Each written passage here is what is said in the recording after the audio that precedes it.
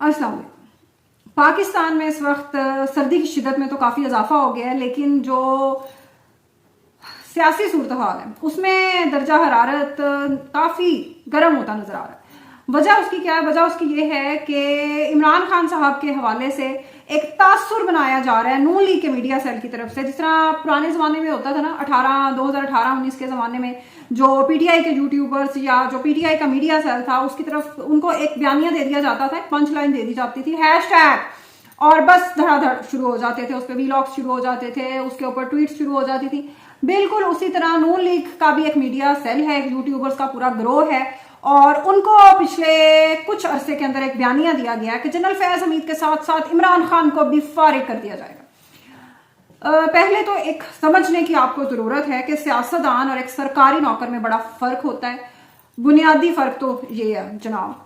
दूसरा आपको समझने की जरूरत है कि फैज हमीद का टोटल पैकअप जो था वो थे उनके बरतरफ शुदा भाई पटवारी नजफ हमीद साहब, जिनको उन्होंने धड़ाधड़ प्रॉपर्टीज ट्रांसफर उनके नाम पर करवाते थे। और इमरान खान का बैकअप है जमाइमा खान, इमरान खान का बैकअप है gold Smith family, Imran Khan का एक टोटल एक कल्ट है एक पूरी दुनिया के अंदर। अमेरिकन ओवरसीज पाकिस्तानी से आप देख लें, आप ब्रिटिश देख लें, आप जर्मनी में देख लें, आप नॉर्वे, आप कहीं भी चले जाएं, इमरान खान एक सियासी हकीकत है। और अगर उससे आप नजरें बंद करना चाहते हैं तो वो आपकी मर्जी है।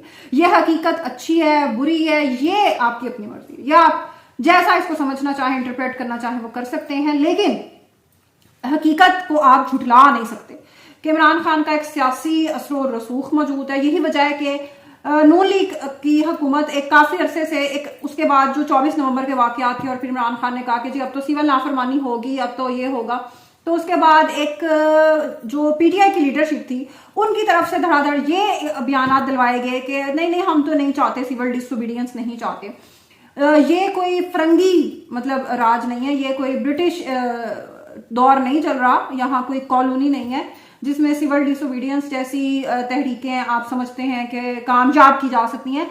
लेकिन आपको ये बात समझने की जरूरत है कि अगर एक शख्स एक इतना बड़ा वाकया हो गया, कितनी बड़ी चीज हो गई है, उसके बाद वो कोई जलाओ गिराओ के मशवरे नहीं दे रहा। वरना इमरान खान साहब आप जानते हैं वो आराम से बैठने वाले नहीं है और क्या उन्होंने एक अनार की पैदा कर देनी होती है। उनकी सियासत ही ये है, उनका एक स्टाइल है, निकल पड़ो चल पड़ो, बस जल्द से करो, ये करो वो करो।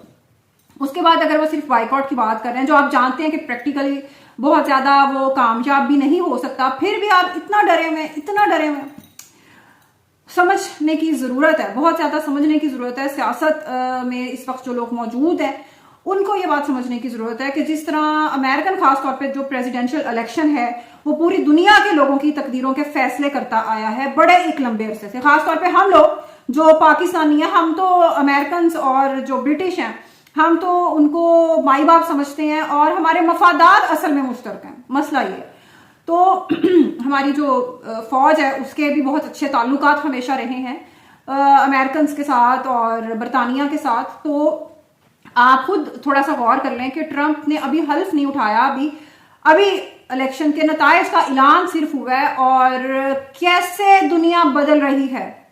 शाम में सियासी सूरत हाल कैसे बदली गई, ये जो अनारकी चल रही है शाम में, ये पिछले 8 से 10 साल से चल रही है।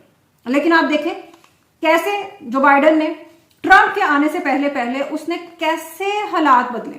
2 दिन के अंदर वो आर्मी चली है, वो जो प्राइवेट एक अलकायदा कालादम एक तंजीम, अलकायदा का ही एक सियासी चेहरा कह लें आप या उसका मिलिटेंट विंग कह लें, वो हिज़्ब तहरीर उसका नाम है, और उन्होंने जलगार शुरू की। वो पहले भी करते रहे और ये सारा मसला पहले भी चल रहा था। लेकिन गेम चेंजर सिचुएशन क्या हुई? गेम चेंजर सिचुएशन ये हुई कि इसराइल ने जब हिजबुल्लाह को कमजोर किया, हिजबुल्लाह के जो बड़े बड़े लीडर्स थे, हमने उसके बारे में भी काफी तफसील से बात कर चुके हैं तो उसके ऊपर बात नहीं करेंगे। इस तरह ईरान के बहुत सारे लीडर्स को मारा गया और ये सारा कुछ चल रहा था। यानी हिजबुल्लाह जिसको भी आगे नॉमिनेट कर रही थी और वो सारे उनको मारा जा रहा था इसराइल की तरफ से। तो ये इसराइल, अमेरिका और टर्की की तरफ से एक मुश्तरका एक कू किया गया, कामयाब हुआ, बशार अल असद को जाना पड़ा। और हमारे पाकिस्तानी बड़े जज्बाती हैं, हर चीज पे खुश हो जाते हैं, यार वाह वाह 50 साल डिक्टेटरशिप खत्म हो गई। तो भाई शाम के लोगों को अब क्या मिल जाना? खाना जंगी देखना सुनना और बात होती है, जब बीतती है तो आपको पता चलता है। आप अफगानिस्तान को देख लें, आप उन्हें कह रहे होते हैं नमक हराम अफगानी, अफगानी ये अफगानी वो, दहशत गर्दी फैलाते हैं, वो क्यों नहीं जा रहे होते इस मुल्क से, पाकिस्तान से वो क्यों नहीं जा रहे होते? क्योंकि नहीं है भाई, सुकून नहीं है उस मुल्क में। हर वक्त कत्लो गारत, दहशत गर्दी, हर वक्त लड़ाई झगड़ा मार कुटाई। तो पाकिस्तान आपको बड़ा बुरा लगता है, लेकिन पाकिस्तान शाम नहीं है, ना पाकिस्तान इराक है। पाकिस्तान के साथ दुनिया के बड़े बड़े मुल्कों के मफादात जुड़े हुए हैं, और जब तक वो मफादात जुड़े रहेंगे पाकिस्तान इसी शक्ल में बरकरार रहेगा। तो हर चीज पर जज्बाती ना हो जाए करें कि बड़ा कोई इनकलाब आ गया शाम में। इनकलाब आते नहीं है, इनकलाब पैदा कर दिए जाते हैं, आपको दिखाए जाते हैं। दुनिया में इनकलाबों का टाइम गुजर गया। अच्छा, हमारी कौम ये बात नहीं सोचती कि ये जो दहशतगर्द एक तंजीम ने कब्जा कर लिया अब शाम के ऊपर, ये कोई लोगों की जिद्दोजहद से नहीं हुआ, ये आम लोगों की स्ट्रगल से नहीं हुआ। जनरल जियाउल हक का एक मार्शल लॉ था, डिक्टेटरशिप थी, लोगों की स्ट्रगल थी ना, लोगों की जिद्दोजहद थी। तो इतना खुश ना हो जाया करें दुनिया में। जिस तरह बांग्लादेश, अच्छा बांग्लादेश में भी बड़ा खुश हुए थे। अब बांग्लादेश का जो हाल होगा आप अगले 4 से 5 साल में देख ही लेंगे कि वहां क्या सिचुएशन होगी। तो दुनिया में जो छोटे मुल्क होते हैं ना, वो बड़े मुल्कों के मफादात के साथ वो जुड़े होते हैं, और इतनी जल्दी वहां चीजें नहीं बदलती। इसी तरह पाकिस्तान की सियासी सूरत हाल को भी उसी तरह देख लें कि इमरान खान को अंदर कितना अरसा रखना पॉसिबल होगा।